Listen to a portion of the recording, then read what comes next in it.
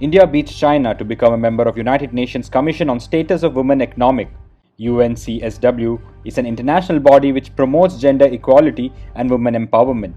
India will serve as a member for 4 years from 2021 to 2025. Rahul Gandhi lambasted Prime Minister Narendra Modi for the death of migrant workers during COVID-19 lockdown. He criticized Labour and Employment Ministry for not maintaining data of the migrant workers' deaths and job losses. Rahul tweeted his displeasure of the government not maintaining a record and added that the world saw their death and it was only the Modi government which didn't get the news. Retired Navy officer Madan Sharma was allegedly attacked by Shiv Sena workers, joined the BJP and RSS. Soon after joining, he stated that he will not let any gundagardi happen in Maharashtra. The Navy veteran also met the Maharashtra's governor to narrate the incident and demanded presidential rule in the state.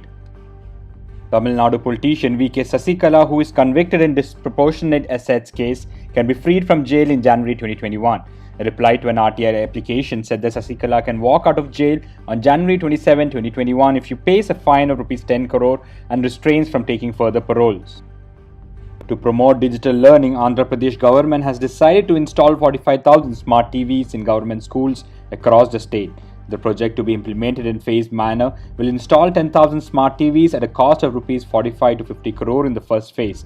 The project is taken up under the Nedu Nedu initiative of the government and is planned to be completed before the next academic year begins. God's own country is likely to reopen for tourists in the early October 2020. Tourism Minister Kadagampalli Surendran announced that the state is deliberating on plans for welcoming tourists in October. Reportedly, the state's tourism department has prepared a safety protocol in this regard. CP Chief Sharad Pawar met Commerce Minister Piyush Goyal and recommended to rethink on the government's decision to ban the export of onions. He said that the onions had a higher demand globally and an abrupt ban on export will dent India's image. He added that farmers were also unhappy with the decision.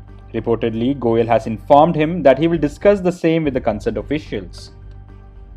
Democratic Party's US presidential candidate Joe Biden promised to rejoin Paris Agreement on climate change if he gets elected. In a manifestation on climate change, Biden asserted that for setting new standards to curb carbon emissions and asked other nations to work on their climate commitment. He also promised to install a 5 lakh electric vehicle charging station, indigenous production of EVs and carbon-free power production. Mercedes-Benz India announced that an upward revision of up to 2% in the prices of its selected car models effective from October. It cited weakening of rupee against euro as a reason behind this step. The company stated that there was significant pressure on the operations owing to the rising input costs. French publisher Ubisoft announced remake of Prince of Persia.